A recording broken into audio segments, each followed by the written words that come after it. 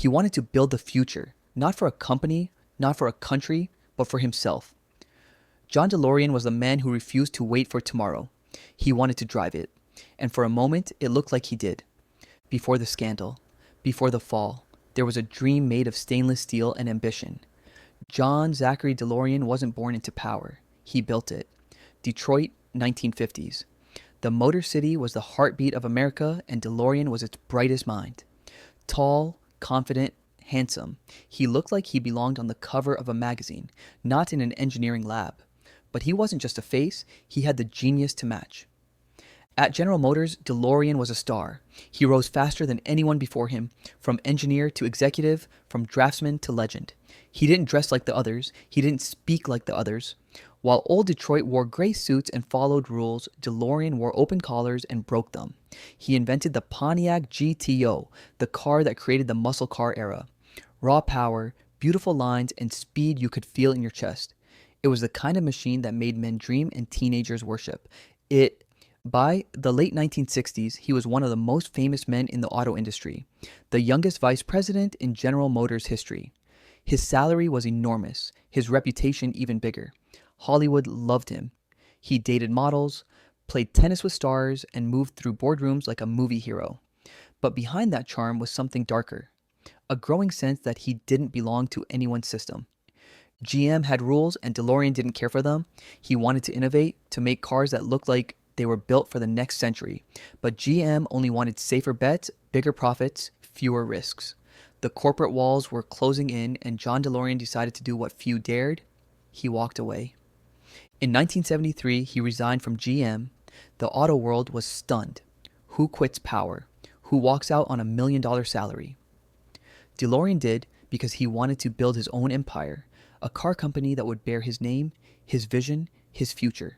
The DeLorean Motor Company was born out of rebellion. It was never just about cars. It was about proving that one man could outdream Detroit. He wanted something that would last forever, a car that wouldn't rust, wouldn't fade, wouldn't die.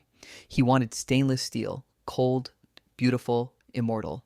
The design came from Giorgetto Giugiaro, one of Italy's finest. Sharp edges, gull-wing doors, and a body that looked like it was sculpted by the wind. It didn't just look futuristic, it was the future. The DeLorean DC-12, the car that looked like tomorrow. But behind the dream, reality was waiting. To build a car, you need money, and lots of it. DeLorean needed investors, he needed governments, and he found one in a place no one expected. Northern Ireland, 1978.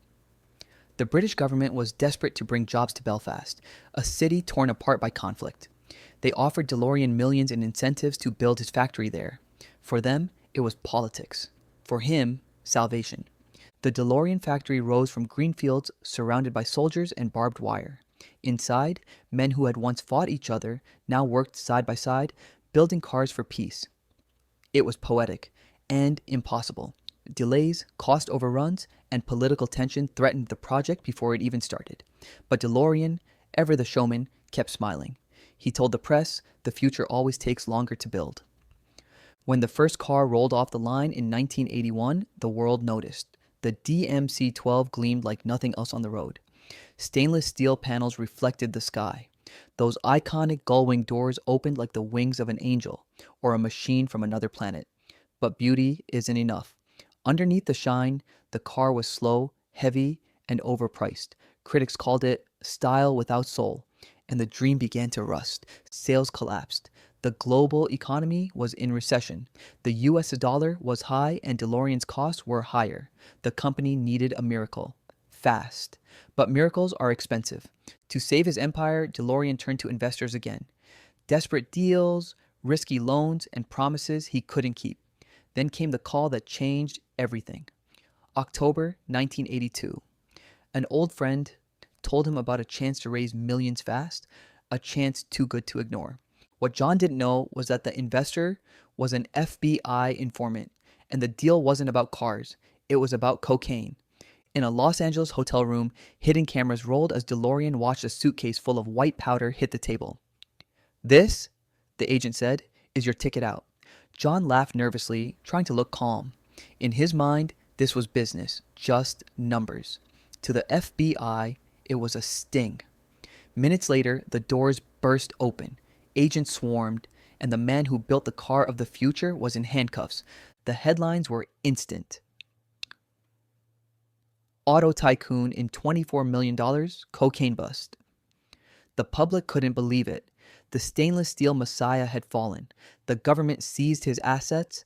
The factory in Belfast shut down overnight. Workers who had seen him as a savior watched as guards chained the gates. But the story wasn't over. In court, DeLorean fought back. His defense was bold, that he had been entrapped, lured into a deal he never intended to make.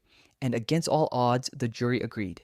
He was acquitted, legally innocent, but morally, the verdict was harsher. The dream was dead. Bankrupt and disgraced, John DeLorean retreated from the spotlight. He moved into a small house in New Jersey. The man who once had private jets and champagne now had quiet and dust. But even then, he refused to say he'd failed. "You can't kill an idea," he told a reporter. "Only the man behind it." Years passed. Then something strange happened. In 1985, a Hollywood movie changed everything. Back to the Future, a time machine made from a DeLorean. Overnight, the car that had bankrupted a dreamer became a pop culture icon. Millions who had never seen one in real life suddenly wanted one. For a moment, John DeLorean's ghost smiled. The future had finally arrived, just too late for him. By the 1990s, replicas of the car appeared everywhere. Conventions, museums, movies. The stainless steel dream refused to die, and John, older and slower, sometimes showed up at car meets. People would gather around him, shaking his hand, thanking him. They didn't see a criminal. They saw the man who dared to make something different. He once said, "If you dream too small, you'll never see how far you can go." Maybe he went too far. Maybe the future punished him for trying to reach it too soon. But in the end, his story wasn't about failure. It was about courage. The courage to believe in something beautiful, even when the world didn't. In 2005, John DeLorean died quietly at his home. No press, no cameras, no applause. Just the hum of memory. But his car, his dream, lived on. Stainless, timeless, immortal. The DeLorean wasn't perfect. It wasn't fast. It wasn't practical. But it was unforgettable. And that, in the end, was what John wanted. To be remembered. He didn't build a car. He built a symbol of ambition, of rebellion, of what happens when a man tries to live 10 years ahead of his time. Because sometimes the future destroys those who reach for it too soon.